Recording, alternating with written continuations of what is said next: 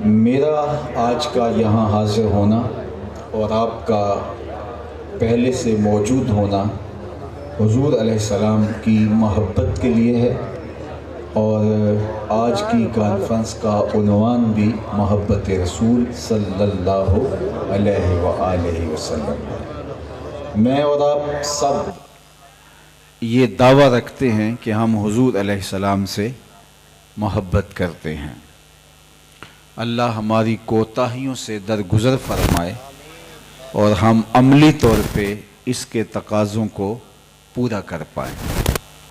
محبت ایک داعیہ ہے جو دل میں جنم لیتا ہے، اور ہم نے ادبا سے سمجھا ہے، سنا ہے، پڑھا ہے کہ محبت کی نہیں جاتی، محبت ہو جاتی ہے، اور جب محبت ہو جاتی ہے تو پھر نس نس میں سمو جاتی ہے، اور محبت کا جب دل پہ غلبہ ہو جاتا ہے تو اس شوق فراواں میں محبوب کے علاوہ کوئی دکھائی بھی نہیں دیتا۔ مکے کی ہواؤں میں، طیبہ کی فضاؤں میں ہم نے تو جدھر دیکھا سرکار نظر آئے۔ تو محبت ما سوا محبوب کے کسی کو دیکھ نہیں پاتی۔ الحب نارن یا العشق نارن یحرک ما سوی الحبیب۔ محبت ایک ایسی آگ ہے جو محبوب کے علاوہ سب کو جلا کے خاکستر کر دیتی ہے، اور اللہ نے یہ محبت کا جذبہ کائنات کی ہر شے کو عطا کیا ہے، حتیٰ کہ جانور بھی محبت کرتے ہیں۔ اقبال نے کہا تھا، شیشہ دہر میں مانند مے ناب ہے عشق، روح خورشید ہے خون رگ مہتاب ہے عشق، دل ہر ذرہ میں پوشیدہ کسک ہے اس کی، نور یہ وہ ہے کہ ہر شے میں جھلک ہے اس کی۔ تو محبت کے بغیر تو انسان زندگی گزار ہی نہیں سکتا۔ زندگی تو محبت کا ہی دوسرا نام ہے۔ جو زندگی محبت سے خالی ہے وہ زندگی زندگی نہیں ہے، وہ مردنی ہے۔ محبت کے دم سے یہ دنیا ہنسی ہے، محبت نہیں ہے تو کچھ بھی نہیں ہے۔ محبت کے بغیر دل رہ نہیں سکتا۔ جس طرح جسم کو غذا کی ضرورت ہے، جس طرح نظام تنفس کے لیے ہم آکسیجن کی ضرورت کو محسوس کرتے ہیں، تو دل بغیر محبوب کے زندہ نہیں رہ سکتا۔ غالب نے کہا تھا، غم اگرچہ جاں گسل ہے پہ کیا بچیں کہ دل ہے، غم عشق اگر نہ ہوتا غم روزگار ہوتا۔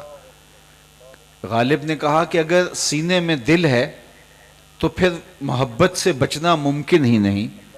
جب دل ہے تو دل بر بھی ہوگا، جب دل ہے تو پھر چاہتے بھی ہوں گی، جب دل ہے تو رت جگے بھی ہوں گے، جب دل ہے تو پھر تڑپ بھی ہوگی، پیچ و تاب بھی، التہاب بھی، اضطراب بھی، انتظار کی گھاتیں بھی، وصل کی لذتیں بھی، کسی کی یادوں کے چراغ بھی روشن ہوں گے۔ جب دل ہے تو پھر کوئی دل بر بھی ہوگا۔ اللہ اکبر۔ تو کہا کہ بہتر نہیں ہے کہ غم روزگار پیدا ہونے کی بجائے دل میں غم محبوب پیدا ہو۔ جب دل میں کوئی نہ کوئی مکین تو ہوگا، دل میں کسی کے ڈیرے تو ہوں گے، دل میں کوئی تو آ بسے گا، تو بہتر نہیں دل کے سیج پہ اس کو بٹھایا جائے جو رب کا بھی محبوب ہے۔ اعظم چشتی مرحوم نے کہا تھا، اپنا معیار زمانے سے جدا رکھتے ہیں، ہم تو محبوب بھی محبوب خدا رکھتے ہیں۔ میرا اور آپ کا یہ اعزاز ہے کہ ہماری محبت کا ربط تو رشتہ اس سے ہے کہ جس کا حسن اللہ کو بھی بھا گیا، ایسے پیارے سے محبت کیجئے۔ دنیا دنیا سے محبت کرتی ہے، لوگ لوگوں سے محبت کرتے آئے ہیں، لوک داستانیں تاریخ کے اوراق میں درج ہیں۔ لوگوں نے محبت میں اپنے آپ کو رول دیا، کوئی کچے گھڑے کے اوپر تیرتا رہا اور کسی نے تھلوں میں جان دے دی، کسی نے محبوب کے لیے بھینسیں چرائیں، اور کسی نے کندھے پہ تیشہ رکھا اور پہاڑ کو کھودنے نکل گیا کہ میں نہر تراش کے لاؤں۔ دنیا کے اوپر محبت کی بڑی دل آویز کہانیاں اور داستانیں ہیں، لیکن ہم نے دیکھا کہ محبت کرنے والے روتے پائے گئے اور انہوں نے محبت کے شکوے کیے، محبوب کے شکوے کیے۔ غالب نے کہا تھا کہ وفا کیسی، کہاں کا عشق جب سر پھوڑ نہ ٹھہرا، تو پھر اے سنگ دل تیرا ہی سنگ آستاں کیوں ہو۔ اس نے کہا جب محبت میں سر ہی پھاڑنا ہے تو پھر کسی پتھر سے سر مار کے سر پھاڑ لیں گے، پھر تیرے در کی اور تیری دہلیز کے اوپر سر پھوڑنے کی کیا ضرورت ہے؟ چونکہ یہ محبتیں بے وفا ہوتی ہیں۔ یہ گاڑیوں کے پیچھے لکھا ہوتا ہے صنم بے وفا۔ تو میں نے اپنے دوستوں سے ایک دن ایک سفر میں پوچھا کہ یہ کیا لکھا ہے، تو اس نے کہا جناب آپ بتائیے۔ میں نے کہا آپ بھی تو پڑھ رہے ہیں۔ کہا نہیں آپ بتائیے۔ تو میں نے کہا کہ کسی نے کسی سے پیار کیا ہوگا تو اس نے اس کو بیچ چوراہے کے چھوڑ دیا، اب یہ احتجاج کر رہا ہے، تحریری احتجاج، صنم بے وفا کہہ کے لکھ کے اپنی گاڑی کے پیچھے اپنے دل کی بھڑاس نکال رہا ہے۔ میں نے کہا صاحب تو نے پیار اس سے کیا جس نے تجھے راہ میں چھوڑ دیا۔ میں تجھے ایک چوکھٹ بتاتا ہوں، جب وہ ہاتھ پکڑتے ہیں حشر کے دن بھی نہیں چھوڑتے۔ غالب نے کہا تھا عشق نے غالب نکما کر دیا، ورنہ ہم بھی آدمی تھے کام کے۔ اور استاد میر تقی میر نے کہا تھا کہ پھرتے ہیں میر خوار کوئی پوچھتا نہیں، اس عاشقی میں عزت سادات بھی گئی۔ کہا کیسا عشق کیا جو میرے پلے عزت تھی، عزت سادات وہ بھی رخصت ہو گئی، محبوب نے رول کے رکھ دیا۔ اور میرا جو حال کیا، تیری محفل میں آ کے بدنام ہوئے ہیں، نگاہ زمانہ میں بے نام ہوئے ہیں، تو نے وعدہ کیا تھا بچھڑیں گے نہ ہم، تیرے ہی ہاتھوں سے نیلام ہوئے ہیں۔ دنیا تو کیس کا نام بھول گئی، مجنوں کہنے لگی، نام تو کیس تھا لیکن اس کا نام تک مٹ گیا، اس کا تشخص تک مٹ گیا۔ اس نے شہزادے گلیوں میں رول کے رکھ دیے محبت نے۔ لیکن میں جس کی محبت کی کہانی آج آپ کے سامنے لیے بیٹھا ہوں، اس محبت کی عزت نوازی اور اس کی ذرہ نوازی اگر پوچھنی ہے تو بلال حبشی سے پوچھ لیجئے۔ سادات کی عزت ایک محبت رول دیتی ہے، لیکن یہ ایسی محبت ہے کہ جو بلال کو پستیوں سے اٹھا کے اوج ثریا کی بلندیوں تک پہنچا دیتی ہے۔ میرے حضور معراج سے واپس پلٹتے ہیں اور پوچھتے ہیں بلال تو کون سا نیک عمل کیا ہے، میں نے تیرے قدموں کی آہٹ جنت میں سنی ہے۔ اللہ اکبر۔ حضور کے وصال کے بعد حضرت بلال حبشی رضی اللہ تعالیٰ عنہ شہر مدینہ چھوڑ گئے تھے۔ کہا کہ اب ان گلیوں میں حضور دکھائی نہیں دیتے تو اب یہاں جی نہیں لگتا۔ شام کے علاقہ داریہ میں جا کے سکونت اختیار کر لی۔ ایک دن رات کو حضور خواب میں ملے اور فرمایا ما ہاذہ الجفوۃ یا بلال، بلال یہ کیا بے وفائی ہوئی، ملنے بھی نہیں آتے۔ تو پھر دن رات سفر کاٹتے ہوئے شہر مدینہ پہنچے۔ حضرت عمر کو پتہ چلا کہ بلال آ رہے ہیں تو وہ مسجد نبوی سے باہر نکل کے بلال حبشی کے استقبال کے لیے کھڑے ہیں۔ اللہ اکبر۔ اور جب بلال آئے تو آگے بڑھے اور ان کا کالے رنگ کا ہاتھ چوم کے آنکھوں سے لگایا اور کہا یا بلالو انتا سیدنا و مولانا، بلال لوگ تجھے غلام کہیں تو کہیں لیکن میرا تو آقا لگتا ہے، اس لیے تو حضور کا غلام ہے۔ تو وہ محبتیں اچھے بھلے انسان کی عزت خاک میں ملا دیتی ہیں، لیکن یہ محبت پستیوں سے اٹھا کے اوج ثریا تک پہنچا دیتی ہے۔ میں آپ سے ایک سوال پوچھتا ہوں، جس زمانے میں میرے اور آپ کے آقا و مولا اس دنیا پہ تشریف لائے تھے، اس زمانے کے خاقان کا نام کیا تھا؟ اتنا بڑا اجتماع ہے، تا حد نظر لوگ ہیں، لیکن شاید مجھے اس پورے مجمع میں دور رسالت مآب میں جو خاقان تھا اس کا کوئی نام نہ بتا سکے۔ چلو میں پوچھتا ہوں، اس دور کے کیسر کا نام بتائیے، اس دور کی سپر طاقت کا حکمران کیسر روم جس طرح آج جو بائیڈن ہے، اس دور کے جو بائیڈن کا نام بتائیے۔ لیکن آپ کہیں کہ جناب ہمیں کوئی ضرورت اس کا نام یاد رکھنے کی نہیں ہے۔ اس دور کی دوسری بڑی سپر طاقت پرشین امپائر تھا، 3150 سال جن کی حکومت کا ناقوس بجتا رہا۔ یہاں تو 5 سال کے لیے اسمبلیاں منتخب ہوتی ہیں، اور آپ کو پتہ ہے کہ وہ منتخب کیسے ہوتی ہیں؟ اور یہ بھی پتہ ہے آپ کو کہ وہ پورے سال بھی پورے 5 نہیں کر پاتی، اور اگر وہ 5 سال پورے بھی کرے تو کس طرح ڈولتے ڈولتے وہ 5 سال پورے کرتے ہیں۔ تو 5 سال کی حکومت، اور لوگ ناز کرتے ہیں کہ جناب ہم وزیر اعظم ہوتے ہیں، لیکن 3150 سال تک جس حکومت کا ناقوس بچتا رہا، میں اس کے حکمران کا نام، اس دور کے کسریٰ کا نام پوچھنے جا رہا ہوں، تو شاید آپ میں سے کوئی بھی اس کا نام نہ بتا سکے سوائے ان چند لوگوں کے جو تاریخ کے ساتھ گہرا شغف رکھتے ہیں۔ تو یار اس دور کے کیسر کا نام تو اس پورے مجمع میں کسی کو آتا نہیں، اس دور کے کسریٰ کا نام تو آپ بھول گئے ہیں، اس دور کے خاقان کا نام تو آپ کو آتا نہیں ہے۔ اور اگر میں اس مجلس میں ڈھونڈ کے سب سے کم عمر بچے سے پوچھوں کہ میرے حضور کے مؤذن کا نام کیا تھا، تو وہ سر اٹھا کے بلال حبشی کا نام لے گا یا نہیں لے گا؟ مجھے بتاؤ اس دور کے شہنشاہوں کا نام تو نہیں رہا، لیکن جس نے حضور سے عشق کیا اس بلال کا نام آج بھی دنیا کے اوپر موجود ہے۔ اقبال تڑپ اٹھا، اقبال یہ کس کے عشق کا فیض عام ہے، رومی فنا ہوا حبشی کو دوام ہے۔ سلطنت روم کے شہنشاہ کا نام باقی نہیں رہا، لیکن بلال حبشی کا نام باقی ہے۔ تو یہ ہے ذرہ نواز عشق، یہ ہے بندہ نواز عشق۔ تو پھر آئیے پیار انہی سے کریے، محبت کا ربط انہی سے کریے، رشتہ الفت انہی سے قائم کریے۔ اور پھر میں آپ کو یہ بتاؤں کہ دنیا کی محبتیں توڑتی ہیں، ایک کے دو چاہنے والے آپس میں رقیب کہلاتے ہیں کہ یہ میرا محبوب ہے، تم نے کیوں دیکھا، لڑائی کی نوبت آ گئی۔ حسن اتنا محدود ہے، صرف ایک شخص کی آنکھوں کی پیاس بجھاتا ہے، ایک کی ضرورت کی تکمیل کرتا ہے، ایک کے درد کا مداوع کرتا ہے، دوسرا آیا نہیں، لڑائی ہوئی نہیں۔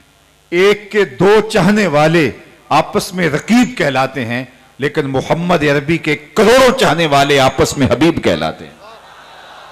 یہ محبتیں توڑتی ہیں اور حضور کی محبت آپس میں جوڑتی ہیں۔ میں آپ سے پوچھتا ہوں کہ میرا اور آپ کا رشتہ کیا ہے؟ تو کوئی رشتہ داری میری اور آپ کی نہیں ہے، کاروباری سانجھ ہو وہ بھی نہیں ہے۔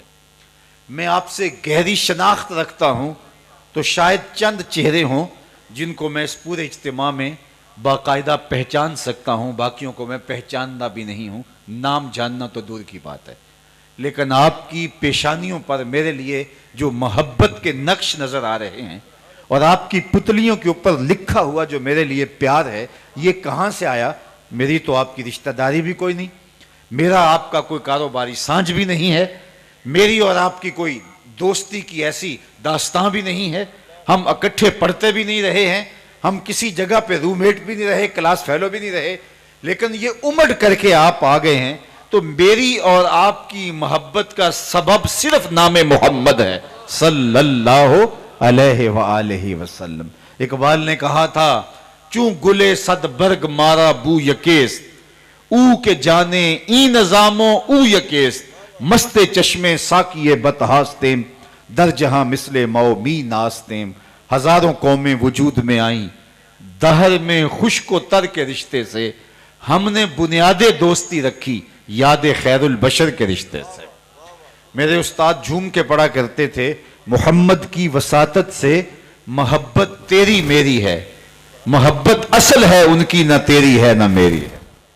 تو حضور کے نام سے انسانیت جڑتی ہے، اور ہم ایک لڑی میں پروئے جاتے ہیں، شرق سے غرب تک، شمال سے جنوب تک، نیل کے ساحل سے کاشغر تک، امت ایک لڑی میں پروئی جاتی ہے۔ تو وہ پرونے والی لڑی حضور کی محبت ہے، اس لیے یہ محبت جوڑتی ہے، دنیا کی محبتیں توڑتی ہیں اور انسانوں کو تقسیم کرتی ہیں۔ تو آئیے میں اور آپ حضور کے ساتھ محبت کا ربط و رشتہ قائم کریں، حضور کے ساتھ الفت کا ربط قائم کریں، اور عقیدت کے ربط کو مضبوط سے مضبوط تر کرتے چلے جائیں۔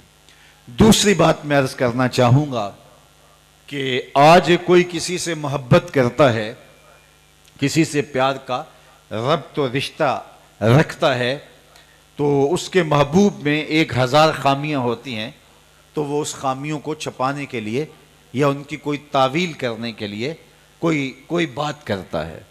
لیکن جس ذات والا صفات سے میں اور آپ محبت کا دم بھرتے ہیں اور عشق کا ربط رکھتے ہیں، وہ اتنا حسین ہے کہ جہاں حسن بھی پانی بھرتا ہے اور عشق بھی غلامی کرتا ہے۔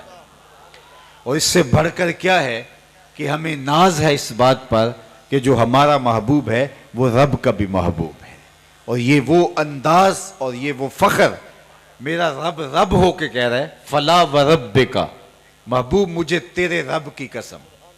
ذرا آپ کی توجہ ہو تو کیا دل آویز جملہ ہے، فلا و ربک، رب رب ہو کے کہہ رہا ہے، یہ نہیں کہہ رہا مجھے تیری قسم، یہ بھی نہیں فرما رہا کہ مجھے کعبے کے رب کی قسم، یہ بھی نہیں کہہ رہا کہ مجھے زمین و آسمان کے رب کی قسم، ہاں یہ بھی نہیں کہہ رہا مجھے میری قسم، کہا مجھے تیرا ہونے کی قسم۔ فلا و ربک، مجھے تیرا ہونے کی قسم۔ جب رب حضور کا رب ہونے پہ ناز کر رہا ہے تو ہم امتی ہونے پہ ناز کیوں نہ کریں؟ فخر کا دل میں دریچہ باز کرنا چاہیے، جن کا تو آقا ہے ان کو ناز کرنا چاہیے۔ اور یہ محفل میلاد یہ ناز کا ایک انداز ہے، یہ محبت کا ایک رنگ ہے، یہ عقیدت کا ایک پھیلتا ہوا اجالا ہے، یہ شکرانے کی ایک صورت ہے، اور یہ محبت کے اظہار کا ایک سلیقہ ہے، یہ الفت کا ایک انداز ہے۔ گویا ہمارے چہروں پہ خوشی ہے، ہمارے دل میں سرشاری ہے، اور ہم جھومتے پھر رہے ہیں صرف اس بات پر کہ ہم اس کے غلام ہیں جو خدا کا بھی محبوب ہے، اور اس بات پہ ہم بجا طور پہ ناز کرتے ہیں، بجا طور پہ اس پہ ہم فخر کرتے ہیں۔ اور یہ ہمارا فخر بنتا ہے 12 نبیوں نے آرزویں کی حضور کی امت میں ہونے کی، پیغمبروں نے تمنائیں کی، اور ہم نے کوئی تمنا نہیں کی، ہم نے کوئی منت نہیں مانی، ہم نے کوئی رت جگہ نہیں کاٹا، ہم نے کوئی انتظار کی گھات نہیں لگائی، ہم سوئے تھے مقدر جاگ اٹھا، ہم پیدا ہوئے ہمارے والد مسجد سے مولانا کو بلا لائے، انہوں نے کان میں جو آ کے اذان دی، یہ اس بات کی بشارت تھی مبارک ہو تو حضور کا غلام بن کے آیا ہے۔ شاہوں سے ملا ہے نہ تونگر سے ملا ہے، اللہ کا عرفان اسی در سے ملا ہے، اوروں کو ملا ہے تو مقدر سے ملا ہے، مجھ کو تو مقدر بھی تیرے در سے ملا ہے۔ پیغمبروں نے آرزویں کی، پیغمبروں کی ٹیمیں منتظر رہیں، ہاتھ اٹھا کے دعائیں مانگتے رہے، ربنا وابعث فیہم رسولا، مالک آنکھیں بوڑھی ہو گئی ہیں انتظار کرتے کرتے، اسے بھیج بھی دے۔ کوئی کہہ رہا ہے اسمہ المتوکل، اس کا نام متوکل ہوگا، کوئی کہہ رہا ہے لیسا بفظ ولا بغلظ، وہ تر شروع نہیں ہوگا، بس آیا چاہ رہا ہے۔ حضرت عیسیٰ نے تو کہا مبشرم برسول یات من بعد اسمہ احمد، لوگوں میں نام بھی بتائے جا رہا ہوں، بس وہ آنا چاہ رہا ہے، میرے بعد وہی نازل ہونے والا ہے، وہی اترنے والا ہے، اس کا نام احمد ہوگا۔ اللہ اکبر۔ جب حضرت عیسیٰ کی زبان سے میرے حضور کے قصیدے سنے تو ایک آپ کے حواری نے کہا حضرت جس کے قصیدے آپ پڑھ رہے ہیں کیا وہ آپ سے بھی افضل ہوگا؟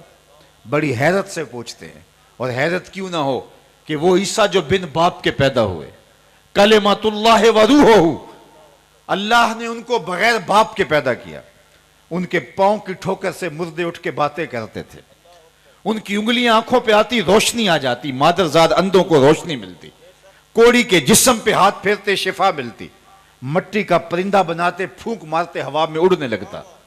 کیا شانیں تھی حضرت عیسیٰ علیہ السلام کی۔ تو جب وہ بھی قصیدے پڑھ رہے ہیں تو امتی کا یہ کہنا بنتا ہے، تو حواری نے کہا حضرت جس کے قصیدے آپ بھی پڑھ رہے ہیں وہ آپ سے بھی افضل ہوگا؟ حیرت میں ڈوب کے بولتا ہے۔ انجیل برنباس کے اندر آج بھی لفظ موجود ہیں، اگرچہ تحریف راہ پا چکی ہے، میرے حضور کی شانیں پچھلی کتابوں سے لوگوں نے چن چن کے نکالی ہیں، لیکن آج بھی انجیل برنباس کے اندر یہ لفظ موجود ہیں۔ حواری پوچھتے ہیں حضرت کیا وہ آپ سے بھی افضل ہوگا؟ تو حضرت عیسیٰ فرمانے لگے افضل ہونے کی بات کرتے ہو، وہ تو اتنی عظمتوں کا حامل ہے، اگر اس کے نالین کے تسمے کھولنے کی سعادت ابن مریم کو مل جائے تو یہ بھی مقدر کی بات ہے۔ وہ اتنا بخت اور مقدر کا مالک ہے کہ اس کے نالین کے تسمے کھولنے کی سعادت بھی میرے لیے بخت کی بات ہے اگر مجھے یہ اعزاز مل جائے۔ زمانہ منتظر رہا۔ بحیرہ راہب کی کہانی آپ نے سنی ہوگی، وہ راستے میں کلی ڈال کے بیٹھا تھا، اس نے سنا تھا یہاں ایک دن نبی آخر الزمان کا گزر ہوگا۔ وہ روزانہ اپنے مکان کی چھت پہ چڑھتا اور حجاز کی جانب سے آنے والے قافلے دیکھتا ہے۔ اللہ اکبر کہ کسی دن وہ بھی تو گزریں گے۔ اور میری آنکھوں کی پیاس بجھ جائے گی۔ نستورہ راہب کی کہانی سن لیجئے، وہ بھی شام میں کلی ڈال کے بیٹھا ہے، اس کے پاس ایک درخت تھا، اس نے کتابوں میں پڑھا تھا کہ اس درخت کے نیچے صرف پیغمبر ہی بیٹھ سکتا ہے، تو وہ منتظر تھا کبھی کوئی اس کی چھاؤں میں آ کے آسودہ ہو تو میں اس کی زیارت کروں۔ حضرت سلمان فارسی کی کہانی سن لیجئے۔ حضرت سلمان فارسی صحابہ میں سب سے طویل العمر ہیں، 350 سال کی روایت بھی موجود ہے اور 250 سال کی کم از کم آپ کی عمر کی روایت ہے۔ ایک مجوسی کے بیٹے ہیں، کہتے ہیں میں اپنے باغوں میں جایا کرتا تھا، راستے میں ایک راہب کا کٹیا تھا اور میں اس کے پاس اٹھنے بیٹھنے لگا۔ میرے والد کو پتا چلا تو اس نے منع کیا کہ ہم تو مجوسی ہیں، آتش پرست ہیں، اور تم اس شخص کے پاس کیوں بیٹھتے ہو؟ تو چونکہ مجھے اس کی باتوں سے خوشبو آتی تھی اور میں اس راہب عیسائی پادری کے پاس بیٹھتا تھا، میرے باپ نے روکا تو میں نہ رکا تو باپ نے گھر سے نکال دیا۔ میں حق کی تلاش میں نکلا، ایک پادری مجھے ملا، میں اس کی صحبت میں رہنے لگا۔ وہ واقع خدا رسیدہ تھا، حضرت عیسیٰ کے دین کا پیروکار تھا۔ میں نے اس کی ایک مدت تک خدمت کی۔ ایک دن اس نے مجھے تنہائی میں بلایا، کہا کہ میرا وقت آخر آ گیا ہے، تو نے میری بڑی خدمت کی ہے اور دل سے کی ہے، اب میری تدفین کے بعد تو غموریا چلے جانا، وہاں کا فلاں پادری وہ خدا رسیدہ ہے، تجھے اس سے خیر مل جائے گی۔ کہتے ہیں وہ واقعی 2-3 دن کے بعد انتقال کر گیا۔ تدفین کے بعد میں غموریا چلا گیا اور جس نشانی کا پادری اس نے بتایا تھا وہ مجھے مل گیا۔ میں اس کی صحبت میں رہنے لگا اور خدمت دل و جان سے کرنے لگا۔ ایک مدت میں نے اس کی خدمت کی۔ ایک دن اس نے مجھے تنہائی میں بلایا، کہا کہ تو نے میری بہت خدمت کی ہے نوکروں کی طرح، اب میرا بھی وقت آخر آ گیا ہے اور کوئی ایسا پادری اب رہا نہیں جس کے پاس میں تجھے بھیجوں، لیکن تو حق کا متلاشی ہے، میری تدفین کے بعد تو یثرب چلے جانا، نبی آخر الزمان کا ظہور ہوگا اور وہ وہاں ہجرت کر کے آئیں گے اور تو ان کی صحبت میں زندگی کا سراغ پالے گا۔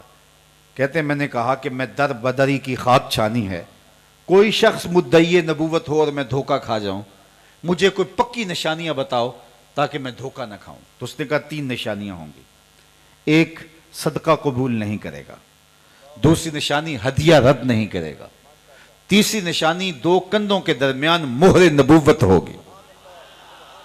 کہتے ہیں کہ میں یہ نشانیاں یاد کر لیں اور وہ 2-4 دن کے بعد انتقال کر گیا۔ اس کی تدفین کی اور پھر میں نے رخت سفر باندھا اور یثرب کی جانب جاتا ہوا ایک قافلہ مجھے غموریا سے ملا، تو میں نے کہا مجھے بھی ساتھ لیتے جاؤ، میرا قصد بھی وہاں کا ہے۔ تو انہوں نے کہا آ جاؤ، لیکن انہوں نے میرے ساتھ زیادتی کی کہ مجھے اپنا غلام بنا لیا، لیکن مہربانی یہ کی کہ جا کے بیچا یثرب میں، یہ مدینہ المنورہ کا پرانا نام ہے، جا کے مجھے یثرب میں مدینہ المنورہ میں جا کے ایک یہودی کے ہاتھ بیچ دیا۔ اس نے مجھے اپنے باغ کی گوڈی اور کام کاج میں لگا دیا۔ میں ایک امیر باپ کا بیٹا تھا لیکن حق کی تلاش میں نکلا تھا۔ میں نے کہا کوئی بات نہیں، اور میں جا کے اس کی نوکری کرنے لگا اور اس دن کے انتظار میں تھا کہ نبی آخر الزمان تشریف لائیں۔ ایک وقت بیت گیا غلامیاں کرتے ہوئے۔ کہتے ایک دن میں اپنے باغ میں کھجوریں توڑ رہا تھا کہ ہواؤں میں خوشبو نہیں پھیل جاتی، چاروں طرف سے طلع البدر علینا کی صدائیں گونجنے لگی۔ میں سمجھ گیا ہواؤں کی خوشبو بھی بتا رہی تھی کہ کوئی آنے والا آ گیا۔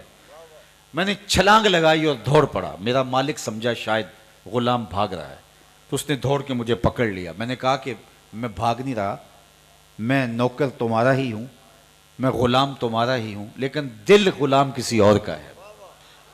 میں نے کچھ کھجوریں صدقے کی نیت سے لیں اور میں حضور کی خدمت میں جا پہنچا اور میں نے جا کے پیش کی، تو فرمایا کہ ہم پیغمبر صدقہ تو نہیں لیتے۔ کہتے ہیں کہ نشانی ایک پوری ہو گئی، لیکن حضور کا چہرہ بتا رہا تھا یہ وہی ہیں، لیکن میں نے بھی در بدری کی خاک چھانی تھی، کبھی عرش پر، کبھی فرش پر، کبھی ان کے در، کبھی در بدر، غم عاشقی تیرا شکریہ میں کہاں کہاں سے گزر گیا۔ میں نے کہا کہ میں دوسری نشانی بھی دیکھوں گا، تو میں نے پھر کچھ دن ڈال کر کے دوبارہ ہدیے کی نیت سے کھجوریں لا کے حضور کو پیش کی۔ فرمایا ہاں ہم ہدیہ قبول کر لیتے ہیں۔ کہتے ہیں میرا دل تو مطمئن ہو گیا تھا، لیکن میں چاہتا تھا تیسری نشانی بھی دیکھ لوں، لیکن وہ مجھے موقع نہیں مل پا رہا تھا۔ ایک دن حضور میرے باغ میں تشریف لائے اور آپ نے اپنی چادر اپنے مبارک کندھوں پہ ڈالی ہوئی تھی اور میں حضور علیہ السلام کی پشت کے پیچھے پیچھے ہوتا تھا. میری آرزو یہ تھی کہ ہوا کا کوئی تیز جھونکا آئے اور چادر ہٹ جائے اور میں مہر نبوت دیکھ لوں. آقا کریم میرے ارادہ قلب سے آگاہ ہوئے. فَأَلْقَى إِلَيَّ رِدَاءَهُ، حضور نے چادر اتار کے میری جانب پھینکی اور کمر کو خم دے کے میری جانب کرتے ہوئے کہا انظر الی ما امرت بہ، اس پادری نے جو بتایا تھا دیکھ لے. تو کہا میں نے دیکھا تو دو کندھوں کے درمیان مہر نبوت تھی. اللہ اکبر. کیسے گلی گلی کی خاک چھانی، در بدری کی جو ہے وہ خاک چھانی، اور پھر جا کے اس چوکھٹ پہ پہنچے. یہ مشقت آپ کو تو نہیں سہنی پڑی. یہ مشقت جو نستورہ نے سہی، جو بحیرہ نے سہی، جو سلمان فارسی نے سہی، وہ مشقت میں نے تو گوارا نہیں کی. ہم تو آغوش مادر میں آئے تو ہمیں مبارک ملی، تم حضور کے غلام بن کے آئے ہو. اللہ اکبر. اقبال کہا کرتے تھے نام تو از پدر آموختم، حضور آپ کا نام میں نے اپنے باپ سے سنا تھا. میں تو ماں کی آغوش میں تھا تو ماں نے لوریاں ہی حضور کے نام کی دی تھیں. تو یہ میری خوش بختی، میری خوش قسمتی کہ میں تیرا امتی. ایک دن کا محفل میلاد کیا، ساری زندگی حضور کے نام پہ لگا دو، حق کے شکر پھر بھی ادا نہ ہو. ہمارے بدن پہ اتنے بال نہیں ہیں جتنے رسول اللہ کے احسانات ہیں. ہمارا بال بال قرض رسالت میں جکڑا ہوا ہے. ہماری خوش بختی کہ ہم اس اعزاز سے مالا مال ہوئے.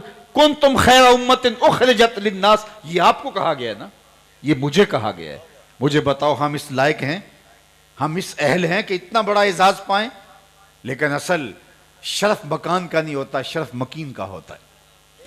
تو حضور کے صدقے سے ہمیں یہ اعزاز ملا، ہمیں یہ عزت ملی.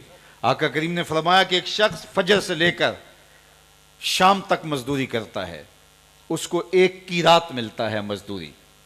دوسرا ظہر سے لے کر شام تک مزدوری کرتا ہے، اس کا وقت تھوڑا ہے لیکن اس کو بھی ایک کی رات ملتا ہے. تیسرا عصر سے لے کر مغرب تک مزدوری کرتا ہے، اس کو 2 کی رات ملتے ہیں. وقت اس کا دونوں سے کم لیکن اس کی مزدوری 2 گنا. فرمایا پہلی مثال یہود کی ہے، دوسری مثال نصارہ کی ہے، اور تیسری مثال میری امت کی ہے.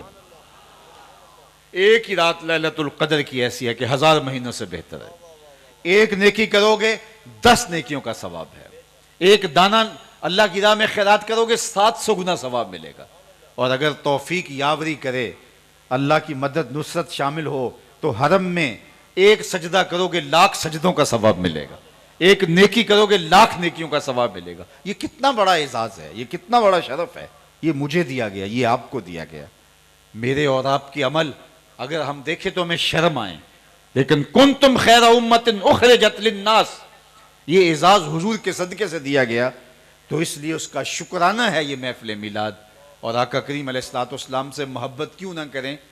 یار میں تو سینے میں دھڑکتا ہوا دل رکھتا ہوں نا، آپ تو سینے میں تڑپتا ہوا سیماب کی طرح دل رکھتے ہیں، اور دل مجبور ہے محبت کرنے کے لیے. جہاں حسن ہوگا دل ادھر لپکنے لگے گا. اور کائنات کے سارے حسن حضور کے قدموں کی خیرات ہیں. اللہ اکبر. اعظم چشتی کی تو حیرت ہی ختم نہیں ہوتی. سمجھا نہیں ہنوز میرا عشق بے ثبات، تو کائنات حسن ہے یا حسن کائنات؟ تو میں تو مجبور ہوں محبت کرنے کے لیے، لیکن حضور علیہ الصلوۃ والسلام سے محبت تو پتھروں نے بھی کی ہے، درختوں نے بھی کی ہے. اللہ اکبر. احد کی چھاتی پہ حضور کا قدم آتا ہے تو پہاڑ جھوم اٹھتا ہے. تو اللہ کے محبوب فرماتے ہیں اثبت احد فإنما علیک نبی و صدیق و شہیدان. اور کبھی فرمایا احد جبل یحبنا و نحبہ، احد ایسا پہاڑ ہے جو ہم سے پیار کرتا ہے، ہم اس سے پیار کرتے ہیں. مجھے بتاؤ کہ کبھی پتھروں کے سینوں کے اندر بھی پیار کی جوت آپ نے دیکھی ہے؟ ہمیں تو انسانوں کا پتہ نہیں چلتا کہ کون پیار کرتا ہے اور کون پیار کے روپ میں نفرت کرتا ہے. لوکی مینوں منہ اوتے خول چڑھا کے ملتے نے، ویکھن وہ کنے چنگے پیڑے کنے دل دے نے. کتنے لوگ ہوتے ہیں جو آستین کے سانپ ثابت ہوتے ہیں، لیکن حضور احد کے کلیجے میں اپنے پیار کو بھی دیکھ رہے ہیں.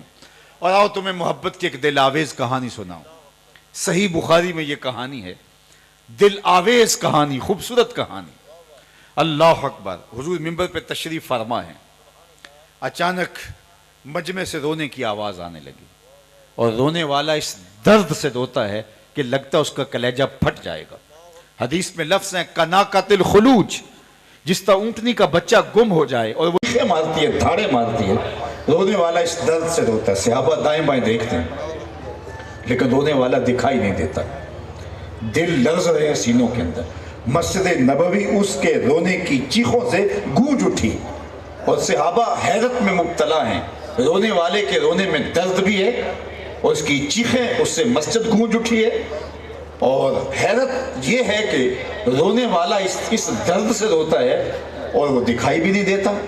فنزل النبی صلی اللہ علیہ وآلہ وسلم عن المنبر. جب اس کی چیخ و پکار بڑھ گئی اور مسجد نبی گونج اٹھی تو حضور منبر سے نیچے اترے اور ایک سمت چل دی. کھجور کا ایک خشک تنا پڑا ہوا تھا. حضور نے جا کے اس کو اپنی آغوش میں لے لیا. یہ پہلی بار ایسا ہوا تھا کہ منبر بن کے آیا اور حضور پہلے دن منبر پہ جلوہ فروز ہوئے. ورنہ کھجور کا خشک تنا تھا ایک، حضور اس کے ساتھ ٹیک لگا کے واز کیا کرتے تھے.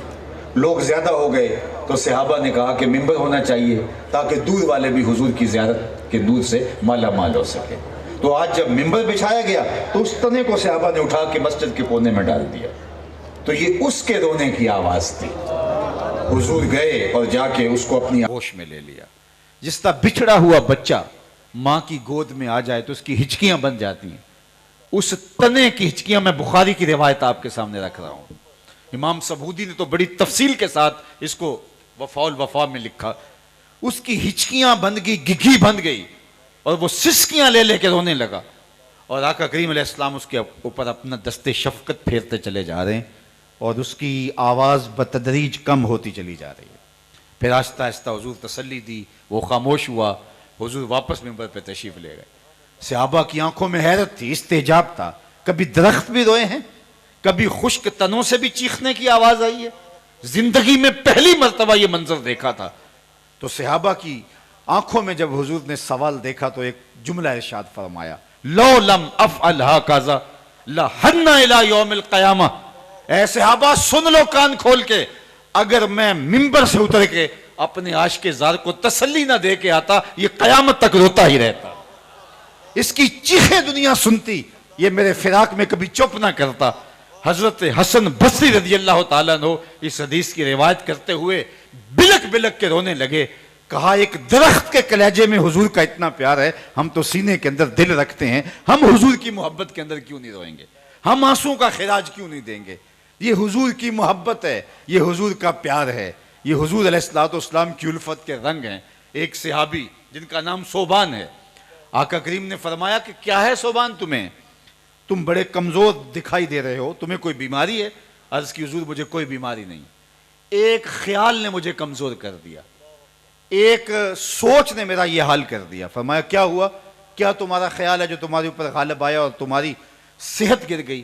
کہا کہ ایک خیال یہ آیا کہ اب جب دل اداس ہوتا ہے حضور کو آ کے دیکھ لیتے ہیں تو جنت میں ہم اگر گئے بھی تو کسی نچلے درجے میں ہوں گے، حضور تو پیغمبروں کے ساتھ اوپر والے درجے میں ہوں گے، وہاں تو حضور کی زیارت نہیں ہوگی. تو اس خیال نے میرا یہ حال کر دیا ہے. اللہ اکبر. جو آپ دیکھ رہے ہیں تو اللہ کے محبوب علیہ السلام کی محبت ہمارے سینوں کا خزینہ ہے. لیکن میں صاحب اپنی گفتگو کو سمیٹتے ہوئے عرض کرنا چاہوں گا، محبت کے اظہار کے کئی رنگ ہیں. آپ کی یہ محفل یہ بھی محبت کے اظہار کا ایک رنگ ہے. آپ کا جوش فراواں میں نعرے لگانا یہ بھی محبت کا ایک روپ ہے. آپ کا سر پہ امامہ باندھ لینا، آپ کا مٹھائیاں بانٹنا، آپ کا عقیدتوں کے مختلف رنگ اختیار کرنا، یہ سب محبتوں کا رنگ ہے. لیکن محبت کا سب سے بڑا داعیہ محبوب کی اطاعت ہے، محبوب کی فرما برداری ہے. محب جس سے محبت کرتا ہے اس کی فرما برداری کرتا ہے. وہ تو ایسا حکم دے دے جس کو بجا لانا ممکن نہ ہو تو محب تو پھر بھی تیشہ اٹھا کے نہر کھودنے چل پڑتا ہے. مجھے بتاؤ کبھی پتھروں سے بھی دودھ کی نہریں نکلی ہیں؟ پتھروں سے چشمے تو پھوٹتے ہیں، پتھروں سے کبھی دودھ تو نہیں نکلا. لیکن جب فرہاد کو شیری نے کہا کہ میں تو تمہیں وصل تب دوں گی کہ اگر تم پہاڑ سے نہر دودھ کی کھود کے لاؤ گے، تو وہ ہاتھ میں تیشہ لے کے اسی کام کے لیے چل نکلا کہ اگر یہ شرط ہے وصل کی تو پھر میں اس کام کے لیے چلتا ہوں. میرے اور آپ کے آقا و مولا نے تو کوئی ایسا مشکل حکم نہیں دیا جو ممکن نہ ہو، بلکہ فرمایا لولا ان اشق علی امتی لَأَمَرْتُهُمْ بِالسِّوَاكِ عِنْدَ كُلِّ صَلَاةٍ، اگر میں اپنی امت پہ شاک نہ جانتا تو ہر نماز کے لیے جو وضو کیا جاتا ہے اس کے ساتھ مسواک کو لازم قرار دے دیتا. لیکن اللہ کے محبوب نے کہا کہ یہ مشکل ہو جائے گا، بھاری ہو جائے گا ان کے لیے، ان کے اوپر وہ حکم نافذ نہیں کرنا جو ان کو بجا لانا مشکل ہو جائے. وہی حکم دیے جس کے بغیر چارہ نہیں تھا، جس کو بجا لانا ضروری تھا. تو ہم پھر کیسے محب ہوں گے کہ اگر ہمیں 5 گانا نماز کی توفیق نصیب نہیں ہوگی. محبوب تو ایک بار کہہ دے، اور وہ پنجابی میں کہتے ہیں ادھی زبان سے بھی کہہ دے تو عاشق زندگی گزار دیتا ہے. اور قرآن و حدیث میں نماز کا حکم اور اس کی ترغیب تو 750 مرتبہ ہے، قرآن مجید میں بھی اور احادیث طیبہ میں مختلف صیغوں سے حکایتاً اور انشاءً تقریباً 750 مرتبہ نماز کا حکم ہے. اور تمہارے محبوب کا یہ حکم، اور پھر فرمائیں جعلت قرۃ عینی فی الصلاۃ، میری آنکھوں کی ٹھنڈک نماز میں رکھی گئی. اور بلال حبشی کو جب اذان کا کہتے تو کہتے ارحنا یا بلال، بلال اٹھو اور ہمارے سینے کو راحت پہنچا دو. تو ہم پھر عاشق کیسے ہوئے کہ اگر محبوب کی ادائیں ہماری زندگی میں نہیں اتری.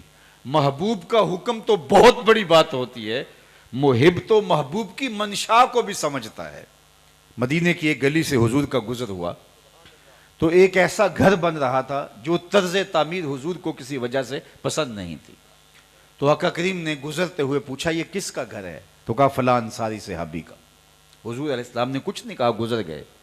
کوئی اس صحابی کو ملا، کہا حضور علیہ السلام گزرے تھے، تیرے گھر کو دیکھا تھا، چہرے پہ پسندیدگی کے آثار نمودار نہیں ہوئے، شاید حضور کو پسند نہیں آیا.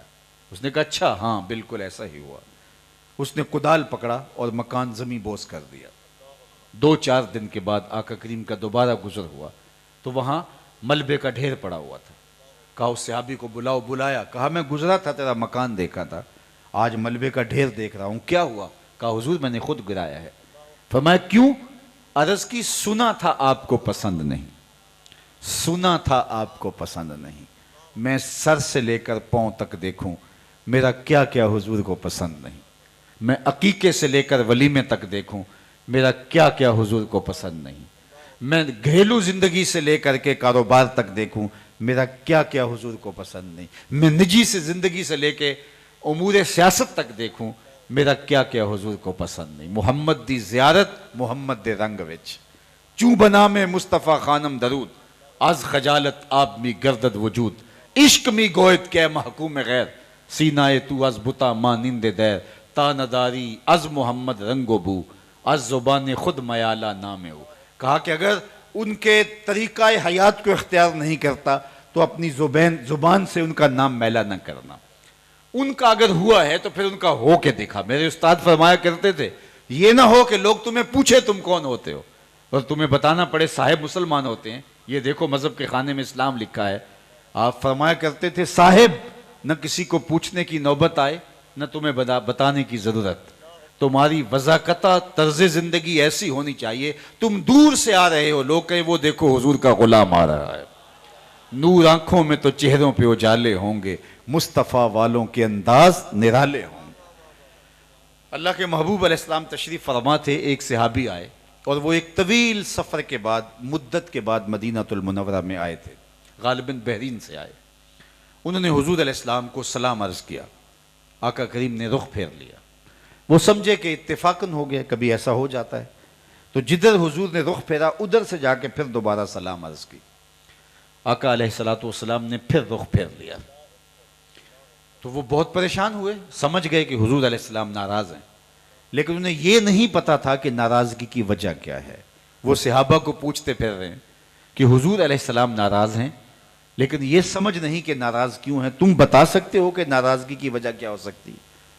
ہمارا بڑا بزرگ استاد پیر مرشد والد ناراض ہو جائے اور ہمیں پتہ نہ ہو کہ ناراضگی کی وجہ کیا، ہم خود ناراض ہو جاتے ہیں.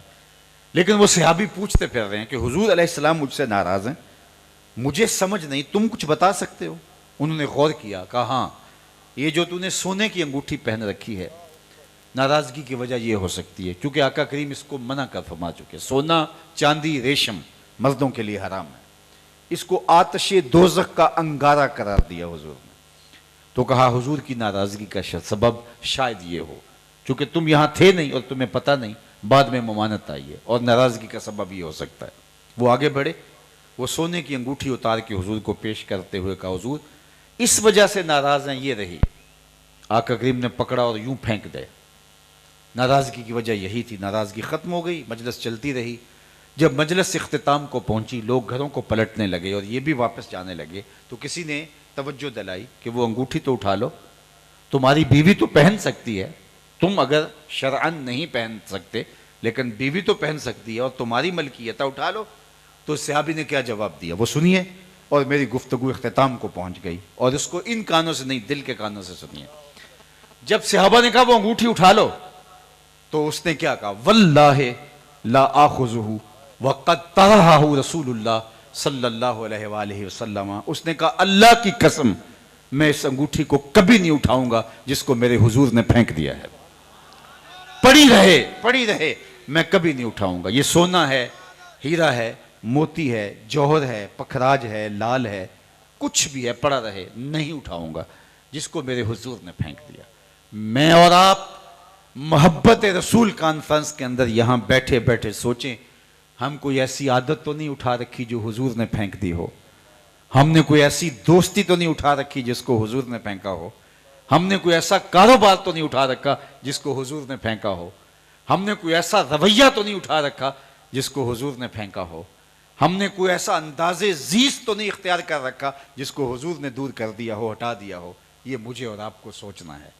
یہ محض رسمی اجتماع کے طور پہ ہم جمع ہونے کی عادت چھوڑیں, ہم محافل سے مجالس سے سیکھ کے جائیں اور اپنی زندگیوں کے اندر ایک مثبت تبدیلی لا کے ایک نئی زندگی کا آغاز کیا کریں. ہمارے آقا و مولا نے ہمیں جو زندگی عطا کی, خوبصورت زندگی عطا کی, لقد کان لکم فی رسول اللہ اسوۃ حسنہ, اللہ اکبر, کہا کہ ایسا اسوہ چھوڑا ہے جو سراپا جمال ہے, سراپا حسن ہے. ان کے مطابق زندگی گزارو گے تو زندگی گزارنے کا لطف آ جائے گا, زندگی گزارنے کا سرور نصیب ہوگا. تو اپنی زندگی ان کے بتائے ہوئے طریقے کے مطابق گزاریں. یاری لا توں پاک نبی سنگ اے پر پوری یاری, پھر درود قبول ہے تیرا لکھ نہ لوں ایک واری. تو اپنی زندگی کو ان کے بتائے ہوئے اصول کی مطابقت کے اندر میں اور آپ بسر کرنے کا عہد کر کے یہاں سے اٹھیں. پھر یہ کائنات, یہ ماہ و پروین کی دنیا, یہ بزم عالم, بزم کواکب, سب کچھ نخچیر ہیں ہمارے. اقبال کا سارے کلام کا رس نہ چھوڑوں تو خلاصہ یہ نکلتا ہے کہ محمد سے وفا تو نے تو ہم تیرے ہیں, یہ جہاں چیز ہے کیا لوح و قلم تیرے ہیں. اقبال کہتے ہیں حضور سے وفا کر لو, پھر قلم بھی تمہارے ہاتھ میں دے دیں گے, تختی بھی تمہارے ہاتھ میں دے دیں گے, جو لکھنا ہوا خود لکھ لینا, تمہاری تقدیر کے فیصلے واشنگٹن میں نہیں ہوں گے.